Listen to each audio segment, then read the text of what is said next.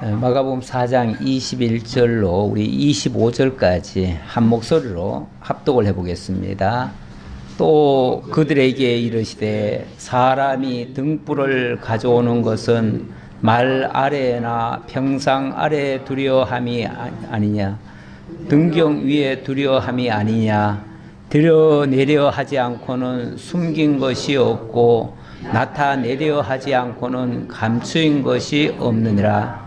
들을 귀 있는 자는 들으라. 또 이르시되 너희가 무엇을 듣는가 스스로 삼가라. 너희의 헤아리는 그 헤아림으로 너희가 헤아림을 받을 것이며 더 받으리니 있는 자는 받을 것이요 없는 자는 그 있는 것까지도 빼앗기리라. 아멘.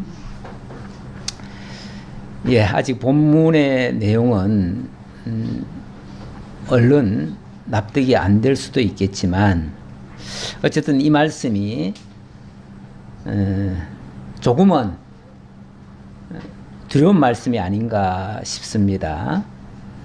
왜냐하면 너희의 헤아리는 그 헤아림으로 너희가 헤아림을 받을 것이고 있는 자는 받을 것이지만 없는 자는 있는 것까지도 빼앗길 것이다.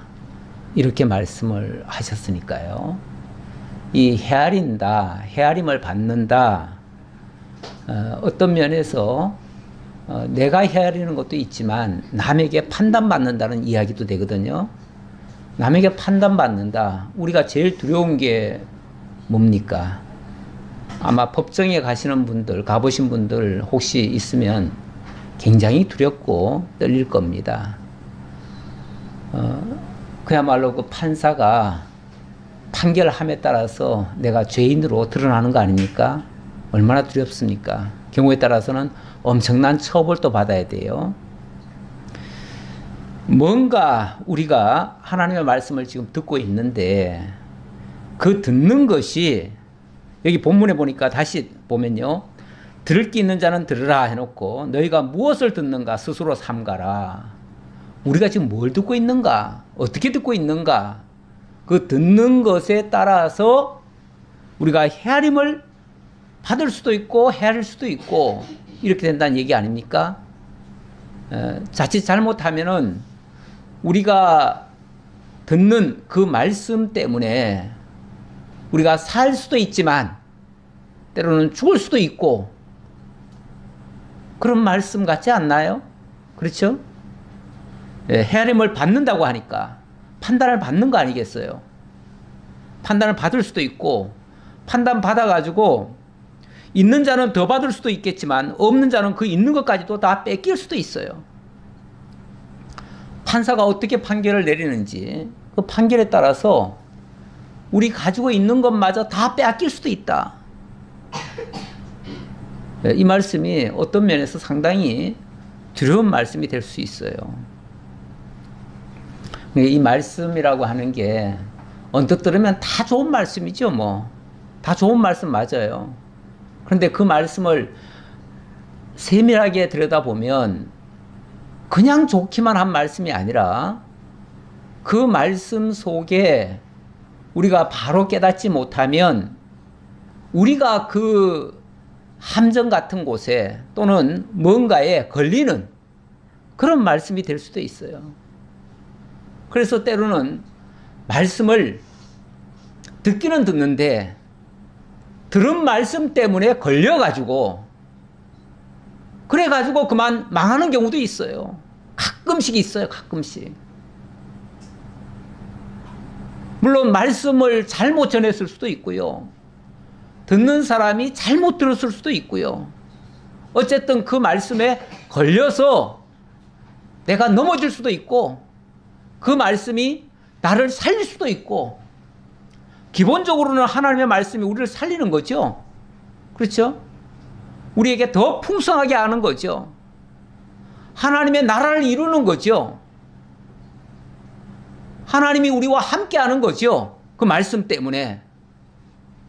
그런데 그 말씀이 듣는 자에 따라서 어떤 경우에는 그 말씀 때문에 자기가 걸려 넘어지고 그 헤아림에 걸려가지고 자신이 그만 망하는 자리로 들어갈 수도 있다.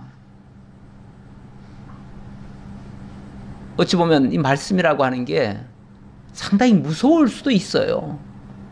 굉장히 복된 말씀이기도 한데 잘못 들으면 엄청나게 무서운 말씀이 될 수도 있다 그 말이에요. 그래서 뭐라고 그러냐면 들을 귀 있는 자는 들으라. 이 말씀을 제대로 듣고 제대로 이해하면 좋겠는데 만약에 잘못 들으면 그는 오히려 굉장히 무서운 결과로 만들어줄 수도 있으니까 정말 잘 들어야 된다. 말씀을 그냥 내 듣고 싶은 대로 들을 게 아니라 내 좋은 대로 들을 것이 아니라 정말 그 말씀의 그 진리를 제대로 이해를 해야 된다. 그런 뜻이죠. 그러다 보니 듣는 자에게도 굉장한 책임감이 따르지만 전하는 자는 더더욱이 사실은 두려운 마음이 없을 수 없습니다. 두렵고 떨림으로 바울도 그런 표현을 했어요. 말씀을 전하는데 두렵고 떨림으로 전한다고요. 경우에 따라서는 이 말씀 때문에 살 수도 있고 죽을 수도 있으니까.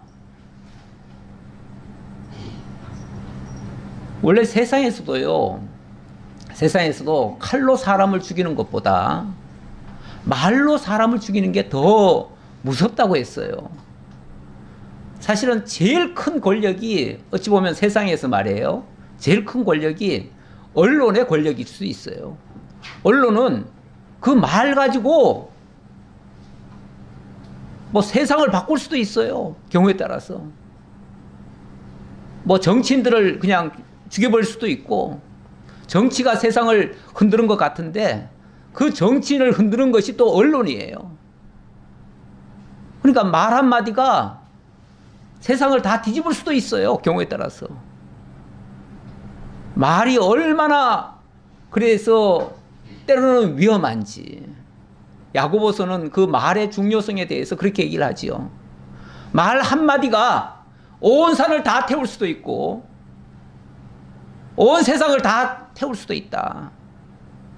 그래서 그 말의 중요성을 이야기하면서 말에 완전한 자가 있다면 그는 온전한 사람이라. 말을 똑바로 하는 사람이라면 그 사람은 정말 온전한 사람이라. 이렇게까지 얘기를 해요. 그만큼 말하기가 쉽지 않다는 거예요. 특히 바른 진리의 말씀을 전하기는 그만큼 더더욱 어려울 수도 있고 그만큼 전하는 자는 두렵고 떨림으로 전할 수밖에 없는 그런 말씀일 수도 있어요. 지금 예수님은 이 마가복음 4장을 통해서 몇 가지 비유로 천국을 기본적으로 증거를 하고 그 천국의 주인이 누구신가, 예수님이 바로 그 천국의 주이시다라는 사실을 증거하고 있습니다. 몇 가지 비유를 설명하시는데 약 한 3가지 정도, 3가지 또는 4가지라고 할 수 있겠는데요. 비유라고 하는 것은 기본적으로는 보이지 않는 것을 보이는 것으로 빗대서 쉽게 설명하는 내용이죠. 그런데 예수께서 비유로 하신 목적은요, 단순히 그렇게 어려운 것을 쉽게 이해시키거나 잘 알아듣게만 하려는 목적이 아니라 일찍이 이사야 선지자가 예언한 말씀이 있어요. 6장에서 그렇게 말을 했지요. 너희가 듣기는 들어도 깨닫지 못할 것이요 보기는 보아도 알지 못하리라 하여 이 백성의 마음을 둔하게 하며 그들의 기가 막히고 그들의 눈이 감기게 하라. 염려하건대 그들이 눈으로 보고 귀로 듣고 마음으로 깨닫고 다시 돌아와 고침을 받을까 하노라. 이거는 말씀을 듣고 깨닫고 돌아와서 그들이 고침을 받아야 되는 거 아니겠어요? 근데 그렇게 할까 염려해서 비유로 하겠대요. 그렇게 알아들을까봐, 다 회개하고 돌아올까봐. 이것도 또 무서운 얘기예요.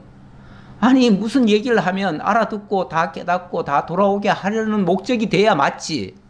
어떻게 그렇게 할까봐 비유로 얘기를 한다고 합니까? 도대체 언제까지요? 왜요? 왜 그렇게 하시는데요? 물론 거기에 대한 이사야의 질문도 있었고 거기에 대한 하나님의 답변도 있었어요. 그 하나님의 답변은 이 성읍들이 황폐하고 주민들이 없어지고 가옥들에는 사람들이 안 살고 토지는 황폐하게 되어서 사람들을 멀리 옮겨서 이 땅 가운데 황폐한 곳이 많을 때까지 그렇게 한다. 이렇게 말씀하셔요. 다시 말하면 이사야가 그렇게 말한 맥락 속에는 하나님께서 그 백성으로 하여금 먼 나라 바벨론으로 포로 가게 하려고 그렇게 하신 거다. 그 얘기예요. 그거는 그때 그 상황이 있습니다. 그러니까 아무렇게나 그 말을 갖다가 들이대면 안 되죠. 오늘날 모든 사람들에게 못 알아듣게 하려고 이 말 하는 거야. 이래도 안 되는 거예요. 아니 전부 다 못 알아듣게 왜 하시겠어요? 어쨌든 말이라고 하는 건 알아듣게 하려고 하는 거지. 못 알아듣게 하는 말이 어디 있습니까, 세상에? 못 알아듣게 하려는 거는 그 시대적 상황이 있어서 그런 거예요. 근데 그 시대적 상황은 하나님께서 하나님을 배역하는 이스라엘을 바벨론에 보내시려니까 그들이 하나님을 잘 깨닫고 하나님의 말씀을 잘 이해하고 그러면 못 보내잖아요. 그렇죠? 그러니까 그들이 바벨론에 포로 잡혀가서 거기 가가지고 뉘우치기 전까지는 그들이 들어도 못 들어야 되고 보아도 못 보아야 되고 깨닫지를 못해야 돼요. 그래서 그렇게 하신 거다. 그러니까 직설적으로 딱 얘기를 하면 다 알아듣잖아요. 그러니까 비유적으로 얘기를 하면은 알쏭달쏭 해가지고 좀 못 알아들어요. 그러니까 그들이 자기들 마음대로 해석을 해가지고 결국은 하나님의 말씀을 안 들으려는 생각이 있으니까 자기들 마음대로 해석을 하는 거예요. 결국은 불순종하는 그들을 하나님이 징계하기 위해서 먼 나라로 보내려니까 지금은 그들이 안 듣는 게 정상이다. 그런 뜻으로 한 말이에요. 애시당초 아예 못 듣게 하려고 비유로 말했다. 이거는 아니에요. 그런 뜻으로 한 말이에요. 그러면서 이사야에서는 그렇게 얘기를 합니다. 밤나무와 상수리 나무가 배임을 당하여도 그 그루터기는 남아있는 것 같이 거룩한 씨가 이 땅에 그루터기니라. 결론은 그렇게 말해요. 거룩한 씨, 결국은 예수 그리스도를 통해서 하나님이 온전히 회복해 주실 것이다. 메시아를 통해서 회복해 주실 것이다. 그 얘기예요. 자, 그래서 이 비유의 최종 종착지는 바로 예수 그리스도입니다. 그리스도를 통해서 온전히 다 드러내실 것이다. 이런 얘기예요. 자, 다시 본문으로 돌아옵니다. 21절. 자, 21절로 25절에서는 등불 비유를 통해서 모든 숨은 것이 다 드러날 것이라고 말씀하시는 장면입니다. 또 그들에게 이르시되 사람이 등불을 가져오는 것은 말 아래나 평상 아래에 두려함이냐 등경 위에 두려함이 아니냐. 그렇죠. 사람이 등불을 켠다는 것은 뭔가를 밝히려는 것이지 일부러 말아래라고 하는 것은 그 대박을 얘기하는 거예요. 이렇게 등불 켜가지고 대박 덮으려고 등불 켜는 사람이 있습니까? 그런 법은 없죠. 그리고 평상 아래 둬가지고 모든 것을 안 보이게 하려는 의도로 합니까? 그럴 수도 없는 거지요. 근본 의도는, 등불을 켜는 의도는 어둠을 밝히려는 거예요. 그리고 안 보이는 것을 보이게 하려는 거예요. 따라서 비유 자체가 아예 숨기려는 의도는 아니다. 그 말이에요. 비유는 어디까지나 밝히려는 거다. 다만 그 등불을 켰을 때 그 등불 앞으로 나오려는 자가 있고 숨으려는 자가 있어요. 세상이 밝아지면 좋잖아요. 그렇죠? 세상이 밝아지면 좋아요. 투명한 사회 참 좋습니다. 그런데 그거 싫어하는 사람들도 있어요. 누가 싫어할까요? 밤에 활동하는 사람들, 뭐 밤을 이용해서 이득을 취하는 사람들, 어둠을 이용해서 돈 버는 사람들, 그런 사람들은요, 세상이 푹푹 썩어야 좋아요. 그럴수록 자기네들은 이득이에요. 세상이 투명하면요, 자기네들은 벌어먹을 게 없어요. 그 사람들은 굶주려야 돼요. 그래서 어두움의 자식들은요, 빛을 좋아하지 않습니다. 좋아하지 않아요. 그러니까 분명히 등불이 켜졌는데 그걸 싫어하는 자들도 있어요. 싫어하는 자들은 억지로라도 안 들으려 해요.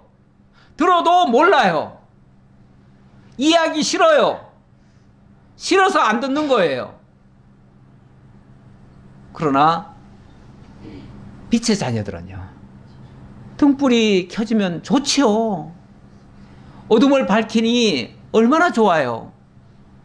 그래서 기뻐하고 등불 앞으로 나오는 거죠. 등불이 켜지면서부터 빛과 어둠이 쫙 갈라지는 거예요. 그래서 빛의 자녀들은 더욱 빛 앞으로 나오고 어둠의 자녀들은 다 숨어버려요. 이렇게 달라져요. 뭐 일부러 그들에게 안 보이게 하려고 빛을 안 켰다 이런 차원이 아니에요. 빛은 켠 거예요. 등불은 켠 거예요. 우리 주님이 당신의 말씀을 온전히 계시하신 거예요. 그런데 그 계시의 말씀이 듣기 싫은 자도 있어요. 틀림없이 있어요. 그런 자들은 밝은 빛일수록 더 싫어요. 오죽하면 요한복음 1장에 보면 빛이 어둠 가운데 왔는데 어둠이 그 빛을 싫어하더라고 그러잖아요. 좋아하지 않는데요. 그리고 그 빛을 제거하려고 들지요. 그게 어두움 속에 있는 세상 사람들의 모습이에요. 그러나 근본 의도는 밝히 드러내려는 것이지 일부러 숨기려는 건 아니다. 따라서 비유가 무조건 숨기려고 한 것은 아니다.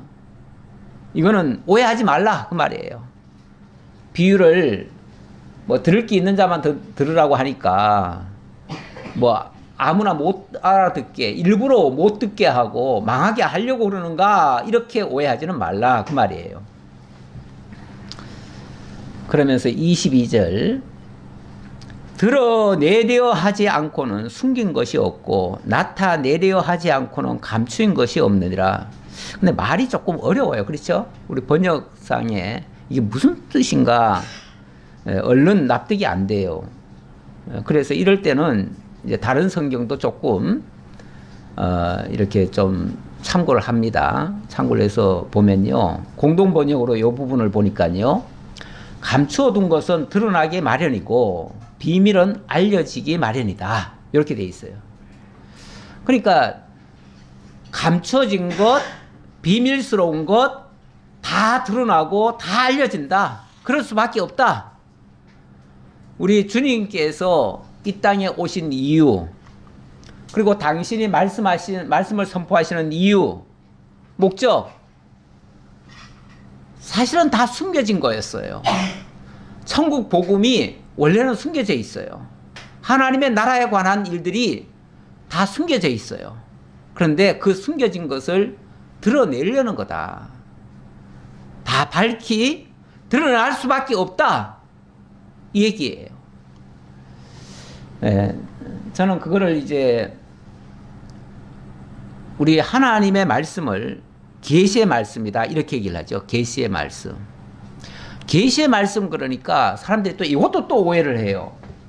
그래가지고 이 계시의 말씀이라고 하는 것은 아무나 듣는 게 아니다. 그래가지고 흔히 그걸 요한계시록에다가 적용을 해가지고 요한계시록은 어려운 거야. 왜냐하면 그건 계시의 말씀이라서 우리가 이해할 수 있는 게 아니야. 그런데 원래 계시라는 말 뜻이 뭐죠? 계시라는 말이 그 원어상으로는 보면요, 발가벗다라는 뜻이에요. 아니 그 사람의 속이 어떻게 생겼는지 잘 모르겠는데 발가벗으면 다 보이잖아요. 그렇죠? 그러면 이건 다 보여주는 거예요. 하나님이 자신을 열어서 보여주는 게 계시예요. 그러면은 얼른 상식적으로 생각해봐도 요한계시록이 하나님이 자신을 다 열어서 다 보여줬는데 어려운 책이겠어요? 쉬운 책이겠어요? 아니, 다 보여줬는데. 다 보여줬으면 쉬워야 되는 거 아니에요? 그런데 요한계시록 쉽다고 하는 사람이 있어요? 쉽다고 하는 사람이 없어요. 신학교에서도 요한계시록 강의한다 그러면요, 아니 어떻게 요한계시록을 다 강의하십니까? 이렇게 얘기를 해요. 그러면서 요한계시록을 강의한다는 것은 굉장히 수준 높아야만 감히 할 수가 있고, 그렇지 않으면은 보통은 요한계시록을 강의 못한다라고 생각을 해요. 그 어려운 것을 어떻게 하냐고. 그런데 성경은요, 아니 내가 완전히 나를 발가벗겨서 다 보여줄게 라고 말한 게 계시록 아닙니까? 근데 이걸 또 어떤 사람들은 또 이걸 묵시라고 또 번역을 하시는 분도 있어요. 묵시라고 하는 말은 이 묵자가 이게 어떻게 보면 좀 어둡다는 의미일 수도 있어요. 그래가지고 좀 어두운 책이다 이렇게도 또 이해를 하시는 분이 있는 것 같은데, 그렇게 이해하시면 안 돼요. 묵시록이라고 원래 얘기하는 거는요, 천주교 쪽에서 사실은 그 묵시라는 표현을 썼어요, 옛날에. 근데 요즘 우리 개신교 쪽에서도 자꾸 묵시록이라고 얘기하시는 분이 있기는 있는데, 저는 그거는 잘못 본다고 봐요. 묵시라고 하면 왠지 모르게 밝히 안 드러내는 것 같은 느낌이에요. 또 심지어는 뭐 묵시 세계까지 얘기를 따로 하면서 묵시 세계가 따로 있다. 그러니까 이 세계에서 펼쳐지는 게 아니라 딱 엉뚱한 세계에서, 딴 세계에서 이루어지는 것이고, 뭐 이렇게까지 얘기하시는 분도 있는데, 그거는 전혀 잘못된 생각입니다. 물론 하나님의 나라가 있지요. 하나님의 나라가 있는데 그거를 묵시세계라고 표현하는 것도 좀 문제고요. 어쨌든 뭔가 알쏭달쏭하게 만드는 것은 옳지 않습니다. 성경은 기본적으로 하나님이 우리 스스로는 깨닫지 못하는 것을 깨닫도록 하시는 말씀이에요. 다 열어주신 거예요. 누구만 특별히 보라는 게 아니에요.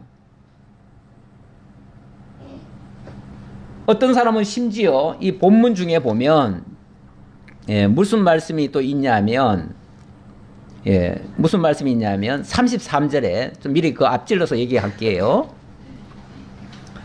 예수께서 이러한 많은 비유로 그들을 알아들을 수 있는 대로 말씀을 가르치시되, 비유가 아니면 말씀하지 아니하시고 다만 혼자 계실 때에 그 제자들에게 모든 것을 해석하시더라. 여기 보니까 비유가 아니면 말씀하지 아니하시고, 요 말 가지고 뭐라고 얘기를 하냐면, 예수님은 모든 말씀을 다 비유로 하셨다. 비유가 아니면 말씀하지 않으셨다. 맞습니까? 맞는 말입니까? 모든 걸 전부 다 비유로 하셨습니까? 아니에요. 예수님이 수없이 직접 말씀하신 게 너무 많아요. 그런데 비유로도 말씀하셨지요. 비유로도 몇 군데는 말씀하셨지요. 그런데 비유로 말씀하실 때는 그 다음에 뭐라고 그러냐면, 다만 혼자 계실 때 그 제자들에게 모든 것을 해석하시더라, 이렇게 나와요. 그러면 비유로 한 것은, 물론 비유로 했기 때문에 알아듣는 사람도 있고 못 알아듣는 사람도 있어요. 그런데 자기 제자들에게는요, 반드시 비유로 한 것을 다시금 재해석을 해줘요. 그러면 그 다음에 밝히 알 거 아니에요. 그렇죠? 그러니까 비유로 한 것도 모르라고 하는 것이 아니고, 물론 알아들을 수 있는 사람도 있고 못 알아듣는 사람도 있어요. 사람마다 다르긴 달라요. 하지만 자기 제자라면, 하나님의 택한 백성이라면 하나님께서는 반드시 다시 해석해 주셔요. 그렇죠? 어찌 보면 오늘 우리가 해석해 주는 것도 그거 알려드리는 차원 아니겠어요? 그렇죠? 그러니까 이렇게 해석을 하면 왜 못 알아듣냐 그 말이에요. 왜 못 알아듣냐? 다 알아듣지요. 알아들을 수 있는 말씀이지, 기본적으로 하나님의 말씀이 어렵지는 않아요. 그런데 자기 마음 상태에 따라서 받을 생각이 없는 사람한테는 되게 어려워요. 자기하고 일단 안 맞아요. 뭐든지요, 자기한테 맞는 건 쉬운 겁니다. 안 맞는 건 되게 어려워요. 기본적으로 어렵다고 느껴지면요, 자기가 거기에 안 맞추는 거예요. 원래 주파수라고 하는 것도요, 라디오 주파수도 사이클이 맞으면은 잘 들려요. 사이클이 안 맞으면요, 막 잡음으로 들려요, 잡음으로. 그러니까 내가 사이클을 잘 맞춰야지, 하나님의 의도대로 읽으려고 해야지, 내 생각대로, 내 생각이 앞서 있으면요, 그 말씀이 안 들어와요. 그거는 중간에 잡음이 끼어서 그런 거지, 또는 주파수가 안 맞아서 그런 거지, 말씀이 틀리거나 말씀이 어려워서가 아니에요. 이해되시죠? 그러면은 만약의 경우 잘 안 들리면 내가 안 들리는 뭔가가 있나 보다, 내 앞에 나를 가로막는 뭔가 있나 보다, 그걸 사실은 그게 어찌 보면 장애물 아닙니까? 그 장애물을 좀 거둬야지요. 내가 한번 살펴봐야지요. 스스로를 좀 확인해 봐야지요. 그래서 무슨 장애물이 있는가, 최대한 장애물거리는 좀 치워야지요. 우리 가끔씩 청소도 하잖아요. 그런 것들이 많이 있어 놓으면요, 올바른 게 하나도 안 들어와요. 내게 아무것도 안 들어와요. 그런데 그런 것들을 싹 치우고 나면 그 다음부터는 깨끗하게 들어오잖아요. 그렇죠? 그런 것처럼 최소한 이렇게 할 필요성은 있다. 그래서 자기를, 말씀을 통해서 내게 잘 안 들어오면 자기를 좀 반성하고 돌이키는 계기로 삼기도 해야 돼요. 그래야지 이게 모든 찌꺼기들이 사라지고 깔끔하게 말씀이 들려지고, 말씀이 들려지면 기쁘잖아요. 일단 그 내용이 이해가 되어지면 너무 감사하고, 그 내용이 정말 천국 복음인데 얼마나 기쁘겠어요. 그러면 우리가 막 더 듣고 싶고 더 깊이 들어가게 되고 이렇게 되지요. 그렇게 되어지면 어떤 결과가 나오느냐 하면은, 있는 자는 받을 것이요, 없는 자는 그 있는 것까지도 빼앗기리라. 있는 자는, 다시 말하면 정말 복음을 제대로 이해하고 받아들이는 사람에게는 더 풍성한 하나님의 진리의 말씀이 차곡차곡 쌓일 거예요. 그리고 그것이 나에게 생명력으로 부활할 거예요. 그러나 그것이 없으면은, 그것을 안 들으면요, 자기에게 뭐 조금 있다고 하는 그 믿음까지도 탈탈 털릴 거예요. 그렇게 될 수도 있다는 얘기잖아요. 그렇죠? 물론 가정이긴 합니다만은. 그래서 숨긴 것은 다 드러나기 마련이고, 감추인 것은 다 밝혀지기 마련이다. 다시 말하면 하나님의 말씀, 우리가 겸손한 자세로 받아들이면 그 말씀이 안 들려질 리가 없고요, 깨달아지지 않을 리가 없습니다. 그러면서 귀 있는 자는 들으라 하셨고요. 그리고 또 이르시되 너희가 무엇을 듣는가 스스로 삼가라. 너희의 헤아리는 그 헤아림으로 너희가 헤아림을 받을 것이며 더 받을 것이다. 이 말씀도 조금 그 공동번역 얘기를 좀 해볼게요. 24절의 말씀이 그렇습니다. 너희가 남에게 달아주면 달아주는 만큼 받을 뿐만 아니라 덤까지 얹어 받을 것이다. 이 말은 무슨 말이에요? 의미적으로는 조금 다른 느낌 같기도 해요. 단순히 헤아림 뭐 이런 차원이 아니라, 너희가 남에게 베풀면 그만큼 너희가 손해보는 게 아니라 덤까지 얹어 받을 것이다. 이거는 더 풍성해진다 그 말이죠. 그래서 있는 자는 더 풍성해지고 없는 자는 있는 것마저도 빼앗기게 될 것이고, 이런 결론이 나오는 거죠. 이거는 하나님의 말씀이라고 하는 것이 정말로 그 귀한 줄 알고 가치를 부여해서 정말 기쁨으로 받아들이면요, 그리고 그 말씀을 또 남에게 베풀면은, 말씀을 나눠주면, 기본적으로는 내게 있는 재산을 만약에 남에게 베푼다? 그럼 어떻게 되죠? 내가 주는 만큼 내가 손해가 나죠. 그만큼 내게 빠져나가는 거잖아요. 그러니까 손해가 난다고 생각하는데 아니라는 거예요. 주는 만큼 오히려 내가 더 받는다. 그냥 더 받는 정도가 아니라 거기다 덤까지 붙여서 더 받는다. 그러니까 주면 주는 만큼 점점 더 많아질 것이고 안 주면 안 주는 만큼 점점 더 없어질 것이다. 그렇죠. 가끔 보니까 배터리도요, 오랫동안 안 썼더니 완전 방전돼 가지고요. 저 며칠 전에 한번 청소기, 무선 청소기인데 한동안 안 썼더니, 청소를 얼마나 안 했는지 한동안 안 썼더니 이게 방전이 돼 버렸어요. 예, 안 쓰면 방전되는 겁니다. 안 쓰면 가만히 있는 게 아니고 그만큼 유지되는 게 아니고 세월이 지나면요 자동으로 없어져 버려요. 그러면 어느 날 완전히 이게 완전 방전이 되면요 그 다음부터는 이 배터리는 사망했습니다 이렇게 나와요. 사망이 돼버려요. 요즘 배터리는 그렇습니다. 완전히 방전시키면요 사망합니다. 그러니까 수시로 충전하셔야 돼요. 수시로 충전하세요. 물론 옛날 배터리는 안 그랬어요. 그런데 요즘 배터리는 그렇습니다. 계속 충전해야지. 완전 방전되면요 수명이 아주 짧아지든지 아니면은 어느 순간 완전히 죽어버립니다. 다시는 살아나질 않아요. 우리가 있는 것, 내가 믿음이 있다, 나는 다 안다, 그래서 더 안 배워도 된다, 그런 사람은 얼마 안 가서 방전될 수 있어요.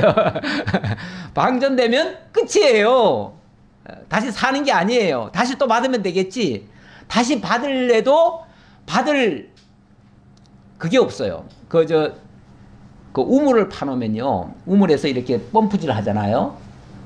그런데 이 물을 끌어들이는데, 뿜어 올리는데, 그 안에 텅 비어 있으면요, 절대 물이 안 올라옵니다. 거기다가 물을 부어줘야 돼요. 그게 마중물이에요. 마중물을 부어주면, 그제서야 거기 있는 물을 끌어올리는데, 이게 이제 마중 역할을 해주는 거예요. 마중물 없이는 절대 살아나지 않습니다. 모든 게 그렇습니다. 세상의 이치가 그래요. 그래서 안 쓰면 가만히 있는 게 아니고 안 쓰면 없어지는 거예요. 죽어지는 거예요. 우리가 복음을 받고 이 진리를 그냥 좋다 하고 나만 그냥 가지고 있어도 사실은 이게 사라져요. 이게 가만히 있는 게 아니에요. 잘 보존되는 게 아니에요. 어찌 보면 이 복음이라고 하는 거는 계속해서 증거할 때에 역사가 일어나고 거기서 정말 놀라운, 이제 나중에 또 그런 표현 나오지만 30배, 60배, 100배의 이런 확장력도 발휘가 되어져요. 그냥 하나 가지고 있으면, 우리 주님이 그런 비유도 했잖아요. 이렇게 뭐 달란트를 나눠주는데 1달란트, 2달란트, 5달란트 뭐 이렇게 나눠줬잖아요. 근데 그것을 가지고 장사를 하든지 뭘 하든지 해가지고 남기는 자는 배나 더 그걸 받지만, 그래서 있는 자는 더 있어지지만, 그 1달란트를 우리 주인이 오면은 혼낼지도 몰라. 요거 없으면 안 돼. 이건 절대 이거는 없으면 안 돼. 그리고 잘 그대로 간직하고 있다가 주인이 나중에 왔을 때 내놓으면은, 너는 왜 1달란트 가지고 그대로 있었느냐 하고서 너 있는 거 그것마저 뺏어버린다 그러잖아요. 그러면 없어져 버리는 거예요. 하나도 없어지는 거예요. 하나만 나는 간직한다 라고 하면 가만히 간직이 되느냐? 간직이 안 되고 없어져 버린다는 거예요. 그러니까 있는 자는 써야 되는 거예요. 하나님이 뭔가를 주신 거는 쓰라는 거지 간직하라는 것만은 아니에요. 예. 네가 그냥 가지고 있어라. 가지고 있을 거면 네가 뭐하러 가지고 있냐 그 말이죠. 네가 가만히 가지고 있을 거면 네가 뭐하러 가지고 있어. 내가 쓸 사람한테 주는 거지. 그리고 뺏어서 두 달란트 있던 사람한테 준다는 거 아닙니까? 그렇죠? 2달란트 있는 사람은 2달란트를 남기니까 내가 이것도 더 보태줄게. 그러면 1달란트 또 남길 거 아니에요. 그거는 효과가 있지만 1달란트 그대로 유지하는 사람한테 무슨 의미가 있냐는 거예요. 그래서 뺏어버린다는 거예요. 예, 본문에 있는 자는 받을 것이요 없는 자는 그 있는 것까지도 빼앗기리라는 말씀의 의미가, 그런 의미도 있다. 그렇게 말씀을 드려보고요. 자, 또 다른 비유, 이번에는 자라나는 씨 비유라고도 할 수 있고요. 26절로 29절입니다. 씨가 나고 자라는 비유로 천국 완성을 증가하십니다. 또 이르시되 하나님의 나라는 사람이 씨를 땅에 뿌림과 같으니. 예, 또 이르시되 이제 지금 몇 가지 비유를 가지고 지금 하나님의 나라를 얘기하는 거예요. 여기 얘기하는 내용은요, 이 세상의 어떤 원리를 얘기하는 게 아니에요. 하나님의 나라를 얘기한다고 그랬어요. 그러니까 다 하나님의 나라에 관한 이야기다 라고 보시고요. 하나님의 나라는 사람이 씨를 땅에 뿌림과 같으니 그가 밤낮 자고 깨고 하는 중에 씨가 나서 자라되 어떻게 그리 되는지를 알지 못하느니라. 솔직히 씨를 뿌리는 사람도 뭐 경험상으로 오랫동안 씨를 뿌려보고 자라는 모습을 보면서 그제서야 어떻게 씨가 싹이 나고 또 어떻게 뿌려서 어떻게 되는가 나중에 알겠지요. 나중에 알겠지만 그렇다고 해가지고 그 사람이 24시간 그 씨가 나는 것을 다 관찰하고 있지 않잖아요. 흙 속에 있는 게 어떻게 그걸 다 관찰이 되겠어요. 그러니까 솔직히 그냥 심어놓고 그냥 기다릴 뿐이에요. 근데 지나놓고 보니까 그냥 밤낮 자고 깨고 하는 중에 씨가 나서 자라되 어떻게 그리 되는지는 알지 못하느니라. 자세히는 모르지만 어쨌든 씨를 뿌리라고 한 대로 뿌렸더니 이런 결과가 나오더라라는 결은 얘기할 수 있겠죠. 그래서 우리가 기껏 말한다는 거는 씨는요 어떤 수분이 있는 데다가 땅에다가 이렇게 묻으면 이렇게 싹이 나고 이렇게 열매가 맺어요 라고 우리가 이제 결론적인 얘기를 하는 거죠. 그건 우리가 이제 경험상 얘기하는 거고 실제 그것이 어떻게 해서 자라는지는 정확히는 모릅니다. 정확히는 몰라요. 그거는 누가 그렇게 하는가? 땅이 스스로 열매를 맺되 처음에는 싹이요 다음에는 이삭이요 그 다음에는 이삭에 충실한 곡식이라 열매가 익으면 곧 나설되나니 이는 추수 때가 이르렀습니다. 어찌 보면 이거는 이 싹이 나서 자라는 것이 이게 지금 하나님의 나라에 대한 이야기고 그것이 이제 마침내 추수 때가 이른다. 추수가 이르면은 열매가 익으면 나설된다. 나설된다. 그렇죠. 추수가 익으면은 나설되죠. 곡식 입장에서 보면 어떨까요? 나설된다 그러면은 좋은 말 같아요? 조금 싫은 말 같아요? 나설된다는 거는 어찌 보면 잘려진다는 거잖아요. 잘려진다는 거니까 어떻게 보면은 곡식 입장에서는 아우 왜 날 잘라 이럴 수도 있죠. 고통을 느낄 수도 있겠죠. 혹시. 하지만 곡식을 씨를 뿌리고 싹이 나고 자라게 하는 거는 목적이 뭐예요? 열매 맺으려는 거죠. 열매는 왜 맺어요? 추수하려는 거죠. 추수는 왜 해요? 이제 여기 표현으로 말하자면 하나님의 나라를 이루기 위해서 그런 거예요.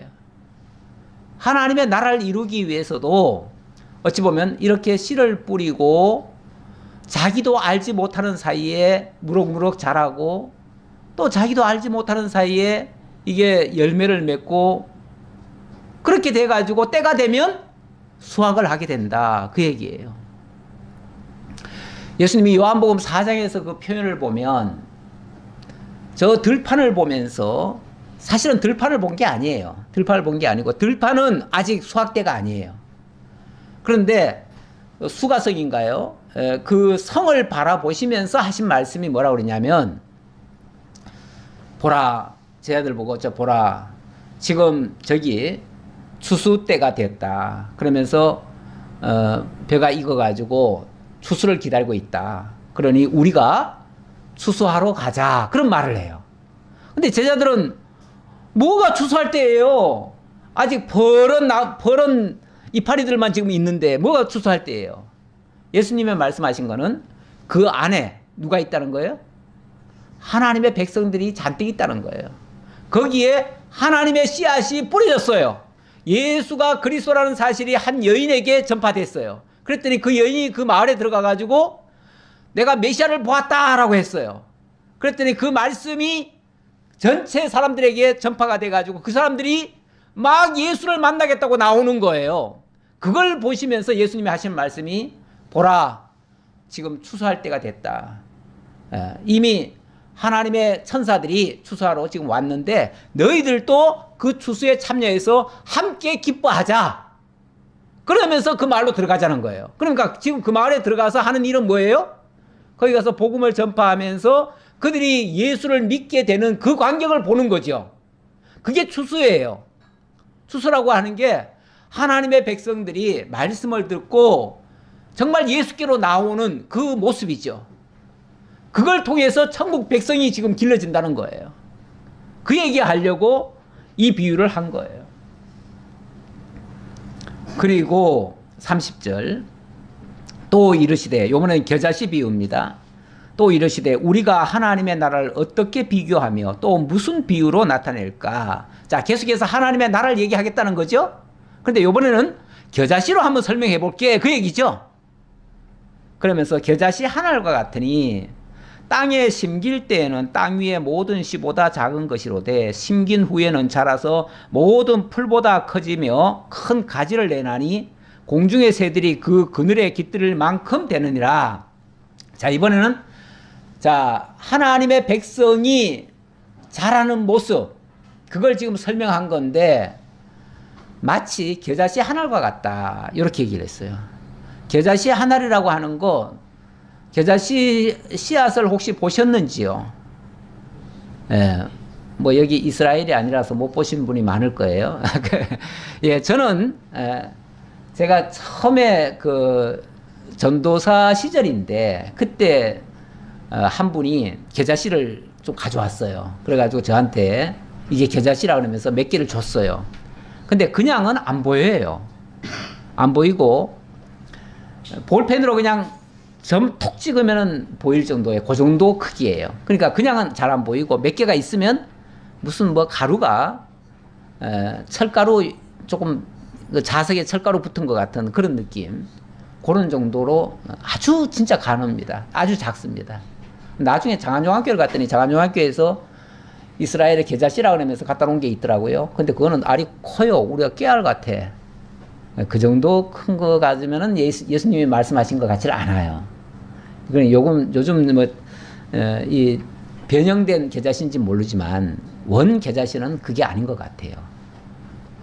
근데 너무 작아가지고 정말 눈에 잘 보이지도 않을 정도의 그렇게 작은 건데 그것이 씨앗이 떨어져가지고 거기서 싹이 나면 크기가 한 3m 정도까지 커질 수도 있대요. 3m 정도면요, 풀 같은 종류지만 사실은 나무처럼 거기에 새들이 둥지를 틀 수 있을 정도의 그런 나무가 된다는 거예요. 그러니까 아주 큰 나무는 아니지만 정말 풀 같은 건데 나무 같은 역할을 할 수 있을 정도의 그렇게 자라난다는 거예요. 이건 어떻게 보면 확장성을 얘기하는 거예요. 확장성. 지극히 작은 거, 어찌 보면 눈에 보이지도 않는 것, 그러나 이것이 실현될 때는 어마어마하게 큰 확장성을 가지고 있다. 천국이 그렇다고 말이죠. 천국이, 자, 어떤 생각하면 복음이라고 하는 게 작은 씨앗같이, 어찌 보면 그 복음이라고 하는 게 이게 뭐 던져져 가지고 무슨 역할을 할까, 무슨 열매가 맺을까 싶지만 그것이 뿌려졌는데 정말 아무것도 아닌 것 같은데, 그런데 그 한 알의 씨앗에서 그 많은 열매가 맺혀질 수도 있고 어마어마하게 정말로 나중에는 큰 역할을 할 수 있다. 우리가 복음 전하는 게요, 사실은 많은 수를 전하는, 많은 사람에게 복음을 전해가지고 많은 사람이 다 내가 직접 일일이 복음 전해가지고 그들을 다 천국으로 인도한다, 이렇게 하면 좀 욕심이에요. 욕심이고, 우리 하나님이 그렇게 한 사람에게 능력 주어가지고 뭐 수만 명, 수십만 명 이렇게 막 구원해내고 이렇게 하시는 게 아니고요. 우리 하나님은 그냥 말씀만 전하게 하셔요. 말씀만. 그게 뭐 몇 사람을 통해서 하시는지 그거는 솔직히 잘 몰라요. 잘 모르는데, 그러나 우리는 모르지만 우리 하나님은 그렇게 하신다, 그 얘기예요. 이게 사람의 능력으로 되는 게 아니다. 그런 의미를 설명하느라고 지극히 작은 것에서 지극히 크게 역사가 나타난다, 그거 들려주려고 이 말씀하신 것이다. 그러면서 이제 결론적인 요 부분에 대한 결론입니다. 이 비유에 대한 결론. 예수께서 이러한 많은 비유로 그들을 알아들을 수 있는 대로 말씀을 가르치시되, 이미 설명드렸습니다. 비유는 분명히 알아듣게 한 거예요. 알아듣게 했는데 그 사람, 듣는 사람의 상황에 따라서 들려주는 사람도 있고 안 들려주는 사람도 있다. 그거는 자기가 들을 귀가 없으면 뭐 안 들리고, 당연히 들을 귀가 있으면 들려지고, 그리고 받을 만한 그릇이 있으면 받아지고, 그릇이 없으면 안 받아지고, 그 마음의 밭이 좋은 옥토가 되었으면 거기서 싹이 맺히고 열매가 맺히겠지만 그렇지 않으면 안 맺히고, 뭐 이렇게는 될 수 있어요. 어쨌든 비유 자체가 어려운 건 아니다.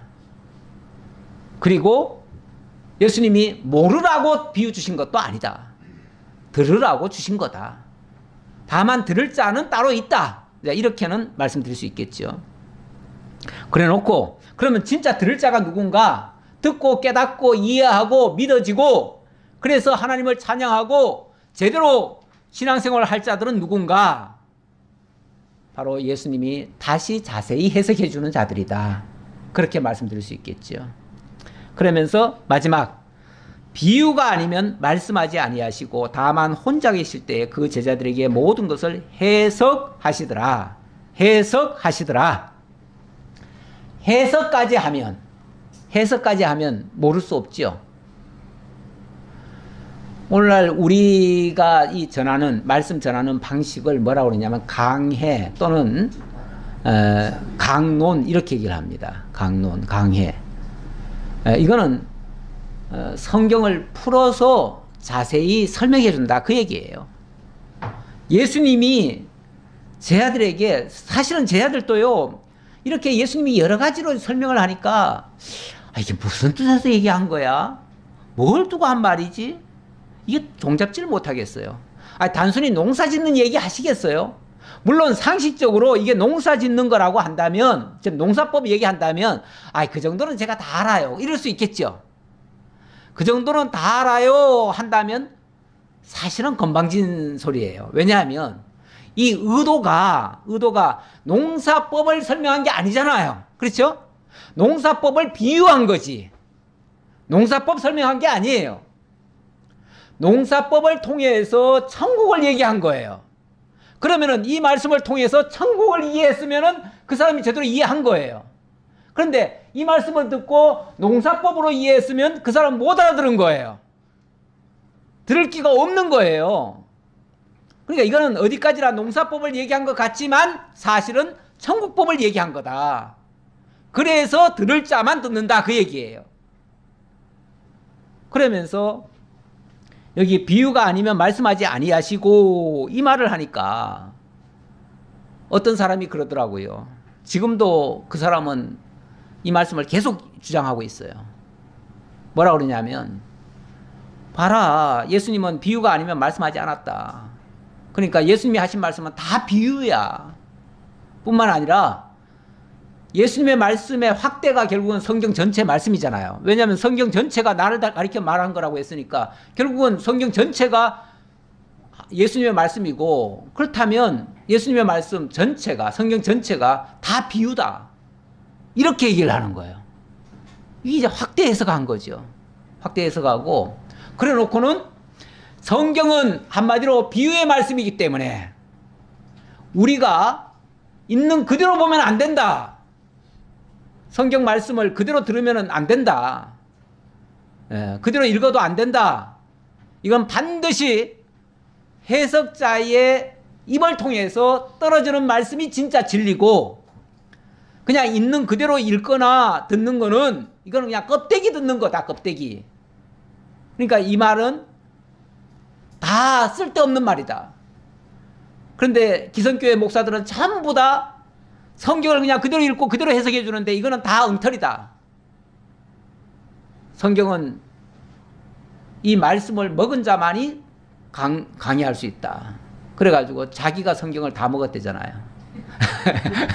자기가 다 먹고 자기는 특별히 그냥 네가 이 책을 먹으라 그래가지고 그 책을 먹었대잖아요. 그래가지고 자기가 먹었기 때문에 자기 입에서 나오는 것만이 진짜 백이 해석이다. 그러면서 자기가 전 성경을 다 재해석을 해버려요. 그러니까 전혀 엉뚱한 얘기가 나오죠. 엉뚱한 얘기가 나오는데 그게 진리라는 거예요. 그래서 사람들은 이 기성교회 목사들이 전하는 말씀은 전부 다 껍데기만 전하는구나. 거기는 생명이 없지. 그건 사람의 말이지. 그리고 그 사람 입에서 나오는 말만 하나님의 말씀이지. 이렇게 얘기를 해요. 그러니까 사람의 말과 하나님의 말씀 이렇게 구분해가지고 세상 목사들이 전하는 말은 다 사람의 말이고 성경은 다 사람의 말이고 자기가 해석하는 것만 하나님의 말씀이다. 이렇게 얘기를 하니까 결국 그렇게 하면은 자기가 다 해석자잖아요. 그래서 자기를 가리켜서 말씀의 대언자다 이렇게도 얘기를 하는데 그 말은 자기가 성령이란 얘기고 자기가 예수님처럼 행동하는 거죠. 이렇게 말하면은 그런 사람이 바로 이단이 되는 거예요. 그래서 이 비유풀이를 그쪽으로 해석하시는 분들이 가끔 있어요. 가끔 있는데 그렇게 해석하면 완전히 잘못 보는 겁니다. 성경이 물론 비유가 있습니다. 하지만 비유를 했을 때는 반드시 해석도 같이 하신다. 그리고 나머지는요, 비유가 아니라 직접 말씀하신 거예요. 그러니까 있는 그대로 보셔야 돼요. 예. 그래서 비유는 또 비유라고 말씀하셔요. 성경이 비유라고 말씀하시잖아요. 그렇죠? 근데 뭐 비유라고 말을 하지 않은 것까지 다 비유로 해석할 이유는 없어요. 그거는 엉뚱하게 해석하는 거예요. 그건 자기만 해석자라는 그 자기 과시하려고 하는 소리예요. 그거는 굉장히 위험한 말입니다. 그런데 오늘 이 말씀이 제대로 들려지지 않을 수도 있는데 이 말씀이 오늘 여러분들은 지금 들려지는 것 같아서 너무나 기쁘고요. 이 말씀이 들려지는 사람은 정말 하나님의 택한 백성이에요. 이게 아무나 들려지는 게 아니고 성령께서 각 사람의 마음 속에 오셔서 예수님이 그러셨잖아요. 내가 가면 너희에게 유익이다. 왜냐하면 내가 가면 보혜사 성령을 보내줄 것인데 그가 대언자로서 너희에게 이 말씀이 생각나게 하고 깨달아지게 하고 믿어지게 한다. 그래서 그분의 인도를 따르라. 그래서 성령이 지금 오신 거 아닙니까? 그래서 각 사람에게 지금도 성령이 역사하는 거예요. 내가 전해줘가지고 다 하시는 게 아니고 성령께서 들려지게 만드는 거예요. 들려지게 하기 위해서 여러분들의 마음을 옥토로 갈아주신 거예요. 이 밭을 갈아주시니까 거기에 말씀의 씨앗이 떨어져 가지고 거기서 싹이 나는 거예요. 그리고 열매가 맺어지는 거예요. 여러분들 각자가 내가 믿은 게 아니고 성령이 내 안에 오셔서 나로 하여금 이걸 갈아엎어 주셔가지고 하나님의 말씀이 들려지게 하시고 그래서 그 생명력이 나와가지고 그 생명이 나를 영원한 생명으로 이끌어 주시는 거예요. 이 믿음을 가지고 이 복을 받은 여러분들이 진정한 복 있는 자들입니다. 기도하겠습니다. 감사합니다. 오늘도 하나님께서 저희들에게 비유를 통해서 하신 말씀이 무슨 뜻인지 정확히 다시 한번 알려주셔서 감사합니다. 저희 스스로 깨달아 믿은 것이 아니라 우리 주님께서 들려주시고 깨닫게 하셔서 믿어지게 하셔서 믿게 하시니 참으로 우리가 복 있는 자임을 다시 한번 확인했습니다. 이 믿음 가지고 나만 소유하는 자가 아니라 이 복음을 또 널리 증거해서 있는 자는 더 풍성히 받게 하시고 다 알았다고 자고하지 않도록 하시고 늘 겸손한 자세로 배우려는 그러한 저희 모두가 되게 하옵소서. 모든 걸 감사드렸고 예수님 이름으로 기도하옵나이다. 아멘.